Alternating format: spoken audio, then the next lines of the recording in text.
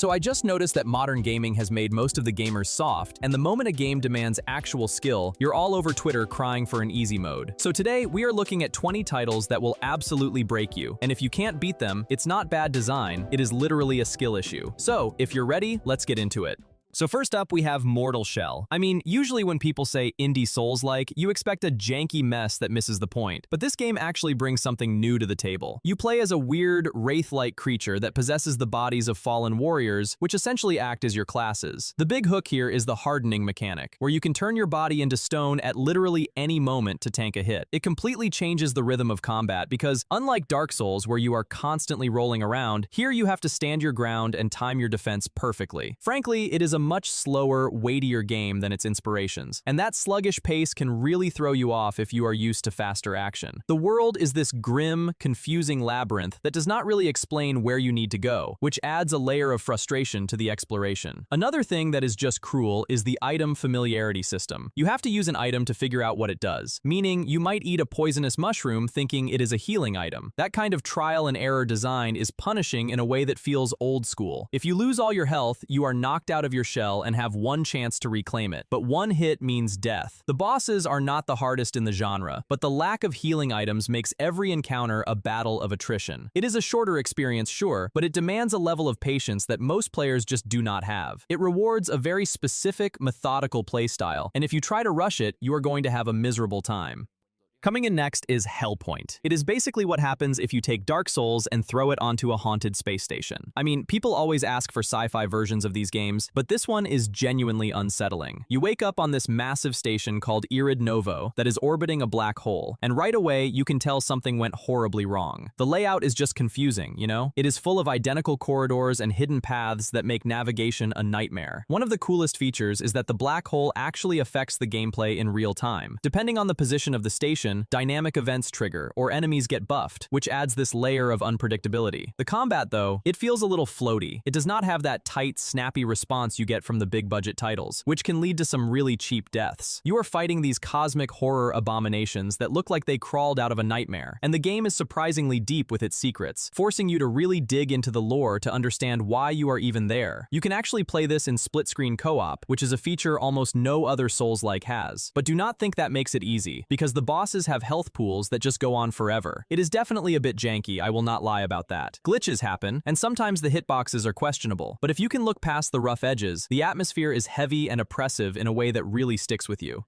Next up, we have Celeste. It looks like a cute pixel art game, right? But don't let that fool you, because this is hands down one of the most punishing platformers ever made. You play as Madeline, this young woman who decides to climb a massive mountain called Celeste, mostly just to prove to herself that she can. The story is surprisingly deep, dealing with anxiety and depression in a way that feels really honest. But the gameplay? It's brutal. It's all about these single-screen challenges where you have to jump, dash, and climb with pixel-perfect precision. You die instantly if you touch spikes or fall. And let me tell you, you are going to die thousands of times. The game tracks your death count, which sounds mean, but it's actually weirdly motivating to see that number go up. It's got this assist mode that lets you tweak the difficulty, which makes it accessible, but the standard experience is a nightmare of spikes and bottomless pits. Then you have the B-sides, which are these remix levels that take the difficulty and crank it up to a level that feels unfair. The controls are incredibly tight, probably the best in the genre, so when you mess up, you know it's your fault. I mean, it's frustrating, sure, but the feeling of finally nailing a screen after 50 tries is unmatched. It's a game about not giving up, both in the story and in the mechanics, which ties everything together perfectly. Next on the list, we have Wukong Fallen Dynasty. If you played Nioh, you kind of know what to expect here, but it's definitely its own beast. It takes the Three Kingdoms era of China, which is already chaotic enough, and just throws a bunch of demons into the mix for good measure. The plot is this wild historical fantasy where you are fighting corrupted versions of legendary generals, but the gameplay is where it really beats you down. It's all about the parry, or the deflect as they call it. You have to time your blocks perfectly against these massive aggressive attacks, or your spirit gauge breaks and you are done for. It feels a bit like Sekiro in that way, but faster and honestly a bit more chaotic. Then there is the morale system, which is this weird mechanic where you have to explore the level and plant flags to make your character strong enough to fight the boss. If you rush to the boss with low morale, they will one-shot you, which feels kind of cheap until you understand how it works. I mean, the loot system is still a total mess, just dumping thousands of useless weapons on you constantly. But the real wall here is the first boss, Zhang Liang. He is arguably one of the hardest tutorial bosses ever made, and he made so many people rage quit before the game game even really started. It's relentless, it's fast, and it demands you master that deflect button or you aren't seeing the credits. Next up, we are looking at both Blasphemous 1 and 2. I know, grouping them is kind of cheating, but they share the same twisted DNA. You play as the Penitent One, a silent warrior with a giant metal cone on his head, wandering through a land cursed by a divine force called the Miracle. It is not a happy place, let me tell you. The art style is this incredible, grotesque pixel art that leans heavily into religious horror and Spanish folklore. I mean, the bosses are literal nightmares, like a giant baby ripping a snake apart or a skeleton carried by floating hands. The gameplay is a brutal mix of classic Metroidvania platforming and punishing Souls-like combat. The first game was infamous for its instant death spikes, which caused so many rage quits it is not even funny. You would miss a jump by a single pixel and just lose all your progress instantly. The sequel is a bit more forgiving with the platforming, sure, but the combat is way faster and more technical to make up for it. You have to swap weapons on the fly to exploit weaknesses, and the game expects you to execute it perfectly. And if you miss a parry timing against a boss, you are basically dead in seconds. It is disturbing, it is difficult, and the lore is so cryptic, you will probably need a wiki to understand what is even happening. But the atmosphere is just so thick and unique that you kind of can't look away. It's a test of faith, literally and figuratively, for anyone brave enough to pick up the controller. Coming in next is Black Myth Wukong. This game, man, the hype was absolutely out of control. But for once, the graphics actually looked as good as the trailers. You play as the Destined One, basically a silent monkey king, going through this dark retelling of Journey to the West. It looks like an open world, but don't be fooled. It's actually super linear with invisible walls everywhere. I mean, you literally walk into air and stop, which is kind of annoying in a game that looks this realistic. But the combat is where it really beats you into submission. You don't have a shield to hide behind, so you are relying entirely on perfect dodging and managing your stamina while switching staff stances. You get these cool spells, like freezing enemies or transforming into different creatures, which sounds overpowered until you realize the bosses have massive health bars. The game is basically a boss rush. You walk 5 feet, fight a tiger drinking blood, walk another 5 feet, fight a giant bear. There's no map, you know? So you are wandering around these dense forests and snowy mountains just getting lost while looking for the next shrine. It's not Dark Souls hard in the traditional sense, but the timing windows for dodging are really tight. Some of these bosses are just relentless and will absolutely punish you if you get greedy with your hits. It's a beautiful game, maybe the best looking one on this list, but it hides a really unforgiving difficulty curve behind those nice graphics. If you go in expecting to just button mash your way to victory, you are going to have a very bad time. Next up, we have the first Berserker, Khazan. This game is kind of a surprise because it's based on the Dungeon and Fighter universe, which usually isn't known for this kind of hardcore single-player action. You play as Khazan, this legendary general who got betrayed and exiled to the snowy mountains. And let me tell you, he is absolutely furious. I mean, the whole vibe of the game is just pure, unfiltered rage. Visual-wise, it uses this gritty, cel-shaded style that looks like a manga come to life, but it's incredibly violent and bloody. The combat is definitely a Souls-like, but it's way more aggressive than you might expect. You can't really just turtle up behind a shield. You have to be in the enemy's face constantly to keep the pressure up. It focuses heavily on stamina management, you know? If you run out of juice, you enter this exhausted state where you are basically a sitting duck for a few seconds. The parry timing is super tight, and if you miss, you take massive damage that can end your run instantly. It's got a skill tree that lets you customize your playstyle, but honestly, if you don't master the basics, the upgrades won't save you. The bosses are these massive, screen-filling monsters that force you to learn their patterns perfectly or die trying. It feels a bit clunky at first until you get the rhythm down, and then it becomes this satisfying dance of death. It's relentless, and the difficulty spikes can really catch you off guard if you aren't paying attention. It's not just hard for the sake of being hard. It wants you to feel the struggle of the character. If you like your action games fast, loud, and unforgiving, this is definitely one to watch.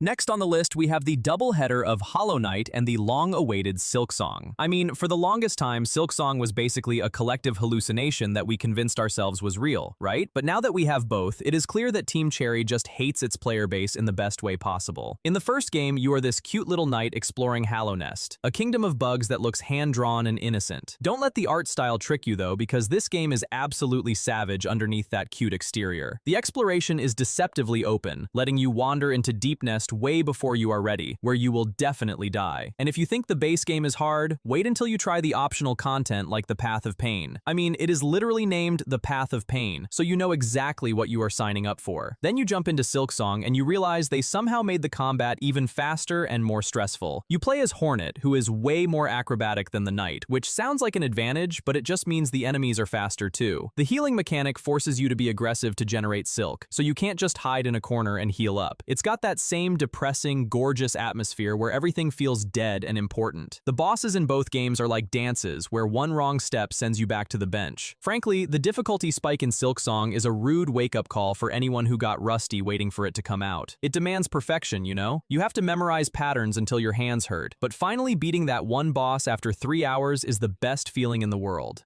Next up, we have Lies of P. Honestly, when they first announced a Souls-like based on Pinocchio, everyone thought it was going to be a total joke. But it turns out this is arguably the best non-From Software game in the entire genre. You play as P, waking up in the city of Krat, which is basically this nightmare version of the Belle Epoque era overrun by killer puppets. The vibe is heavily inspired by Bloodborne, let's be real. But the combat feels distinct because of how defensive it is. You have to master the perfect guard, which is this incredibly tight parry window that makes Sekiro look forgiving. If you can't get the rhythm down, the later bosses, like the King of Puppets, will absolutely destroy you. The coolest feature has to be the weapon assembly system, where you can take the handle of a dagger and slap a giant wrench on top of it. It sounds silly, but it actually changes the moveset and scaling, letting you build something that fits your playstyle perfectly. The enemy animations are kind of jerky and unnatural, which fits the puppet theme, but it makes reading attacks really tricky. You know, they hold their swings for a second longer than you expect just to mess with your timing. There is also this lying mechanic, where your choices affect your humanity and the ending you get, adding some replay value. It's polished, it looks amazing, and the music is fantastic. However, don't let the pretty graphics fool you. This game wants you dead. It's a linear, grueling experience that doesn't really offer an easy way out if you get stuck.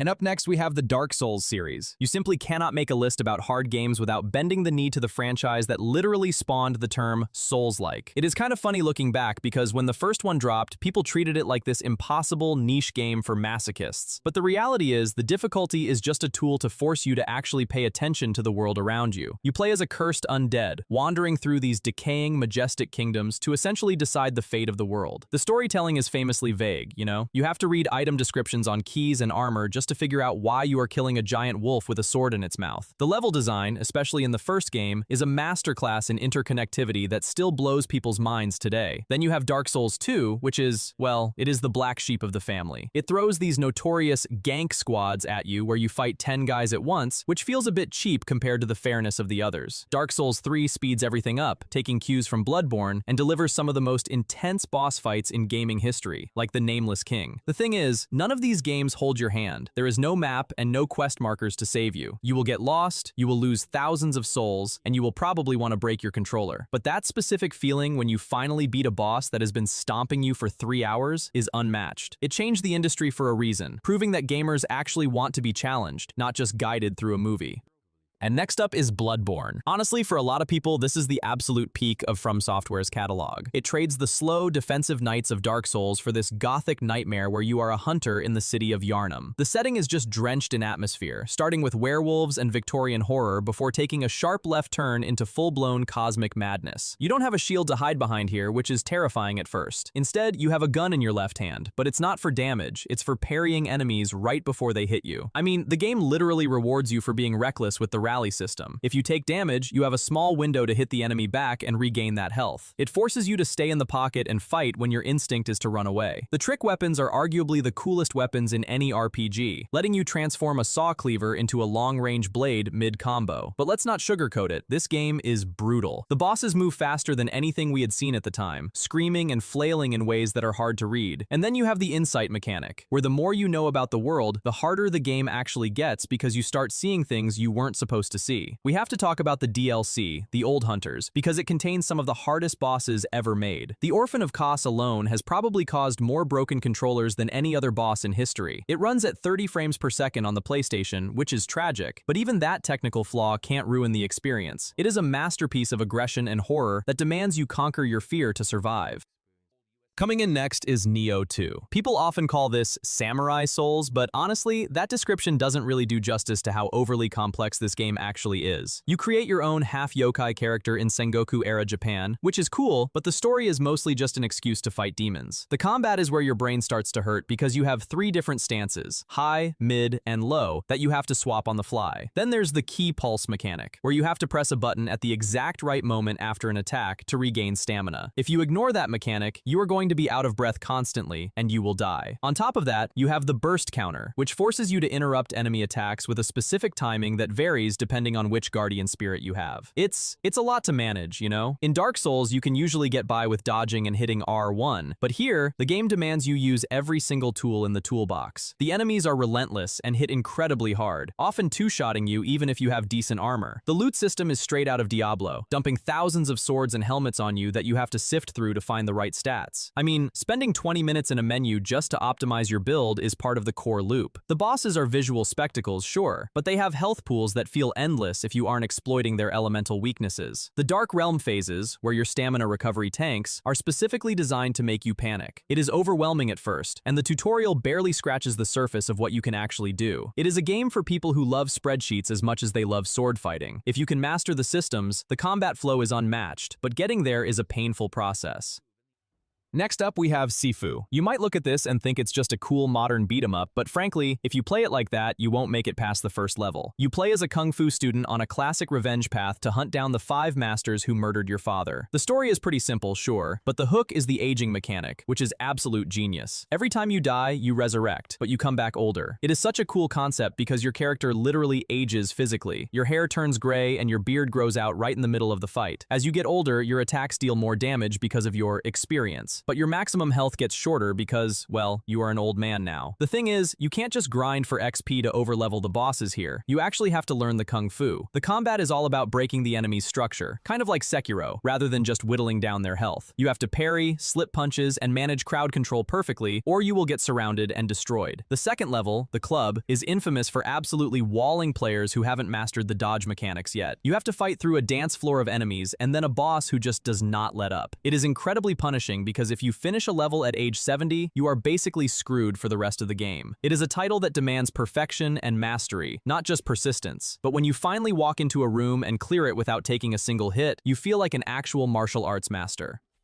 And next on the list is Ghostrunner. It is basically what happens if you smash Mirror's Edge and Hotline Miami together in a particle accelerator. You play as Jack, a cybernetic ninja climbing this massive megastructure called Dharma Tower to take down a tyrant named the Keymaster. The vibe is pure cyberpunk. Neon lights, synthwave music, and a grim dystopian future. It checks every box. But the gameplay is where it gets nasty because of the one-hit kill rule. If an enemy shoots you, you die instantly. If you touch a laser, you die instantly. Honestly, you are going to die hundreds of times per level, and there is no way around it. The game expects you to enter a room and execute a perfect choreography of wall running, sliding, and slicing without a single mistake. You have this ability called Sensory Boost that lets you slow down time in midair to strafe around bullets. It sounds overpowered, but let's be real. It is the only thing keeping you alive against aimbot enemies. The restart speed is instantaneous, which is a blessing because if there was even a 5-second loading screen, this game would be unplayable. It feels less like an action game and more like a high-speed puzzle that you solve with a sword. The bosses are intense, forcing you to use your parkour skills under extreme pressure rather than just hacking away at a health bar. It is incredibly frustrating when you get stuck on a section for 20 minutes. However, when you finally nail a run and clear a room in one fluid motion, you feel like the coolest person on the planet.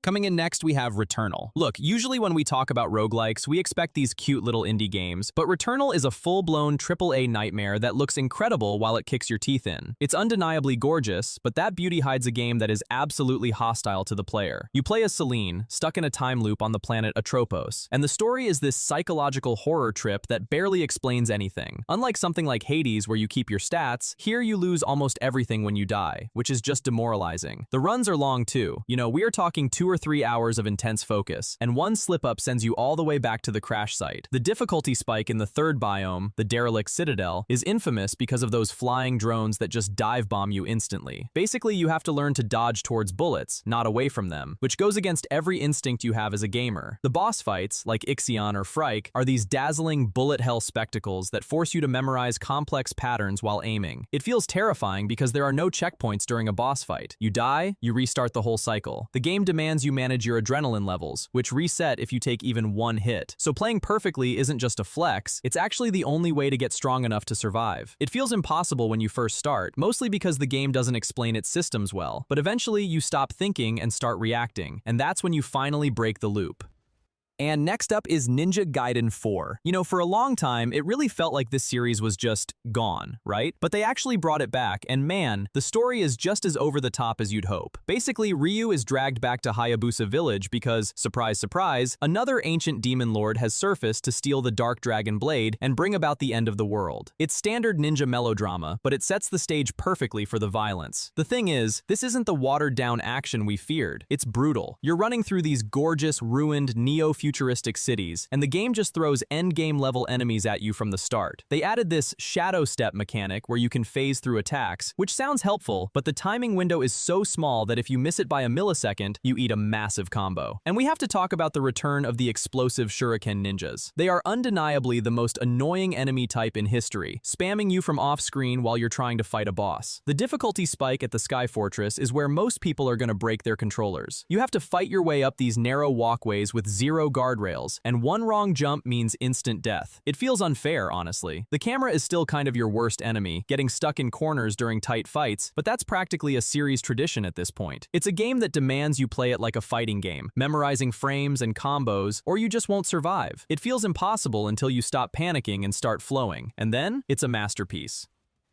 And next up, we have Cuphead. Some games use their art style to relax you, but Cuphead uses it to lure you into a false sense of security before absolutely crushing you. This is a game where simply surviving a single phase of a boss can be pretty rough, pretty much a slog. Every fight you'll be baffled, bamboozled, and sunk under a barrage of projectiles that feel impossible to dodge. It takes a while to really learn the ropes here because the game is effectively a boss rush with no filler to let you breathe. You start the game with nothing but a weak little pea shooter, and even if the player has incredible reflexes, you're still gonna get curb stomped a lot. Humiliation is like your entire life for the first island, and it's where most everyone is going to give up. If you could persevere, if you can learn the specific rhythm of parrying only the pink objects to build your meter, then the game starts to slowly click, and maybe you'll make some more progress. Working your way through the map, once you buy the smoke bomb dash and get just good enough to read the telegraphs, the game becomes a little less oppressive. You feel a little more enabled. Eventually, you'll have enough coins to buy the spread shot or the charge shot, and eventually face off against King Dice and the devil himself. At the start of Cuphead, a crying onion can put you in your grave, but by the end, you're weaving through bullet hells like it's second nature. This game gives you everything you need to eventually win, but you gotta put up with a whole lot of pain before actually getting there. Coming in next, while most games let you grind levels to overpower a boss, Sekiro Shadows Die Twice forces you to simply get better. This is a game where relying on your old muscle memory from Dark Souls will actually get you killed, pretty much instantly. You play as the one-armed wolf, a disgraced shinobi trying to save his young lord in a gritty, magical version of Sengoku Japan. Every step you take, you'll be baffled by how fast and aggressive the combat is compared to anything else. You start with nothing but a sword and a prosthetic arm, and even the lowest foot soldier can just beat your ass if you hesitate. Humiliation is like your daily routine for the first 10 hours, especially when you run into skill check bosses like Junichiro Ashina. He will curb stomp you until you realize that dodging is useless and you have to stand your ground to deflect. If you can persevere, if you can learn the rhythm of the clashing steel and master the Makiri counter, then the combat finally starts to click. Working your way through Ashina Castle. Once you stop panicking and start aggressively attacking their posture bar, the game becomes a little less oppressive. You feel a little more like a master swordsman. Eventually, you'll have enough confidence to catch lightning out of the air and execute enemies with a single blow. At the start of Sekiro, a giant rooster can put you in your grave, but by the end, you are slaying literal gods and immortals. This game gives you the most satisfying combat system ever made, but you gotta put up with a whole lot of defeat before you earn that victory. And next up, we have Elden Ring. It took the world by storm, selling millions of copies to people who had no idea what they were getting themselves into. You play as a Tarnished, returning to the lands between to repair the Elden Ring, whatever that actually means. The open world is it's massive, and unlike other games that fill the map with useless icons, here you actually have to look at the environment to find things. You have this spectral steed named Torrent that lets you zip around, which is great because if a boss is too hard, you can just leave and come back 10 hours later. The combat adds a jump button and guard counters, making it feel more dynamic than the older titles. And let's be honest, the Spirit Ash system saved a lot of keyboards from being smashed. Being able to summon a ghostly jellyfish to distract a boss feels like cheating, but considering how aggressive the enemies are, it's practically necessary. The difficulty curve is mostly manageable until you hit the late game, where the damage scaling just goes through the roof. I mean, we have to talk about Melania, Blade of Mikola. She heals every time she hits you, even if you block, which is a design choice that is just pure evil. Her waterfowl dance attack is arguably the hardest move to dodge dodge in gaming history. The game is long, easily over 100 hours, and fatigue can really set in by the time you reach the final gauntlet of bosses. It's a beautiful, mysterious, and absolutely punishing experience that demands you explore every corner to survive. It redefined what an open world could be, proving that players don't need hand-holding to have an incredible adventure.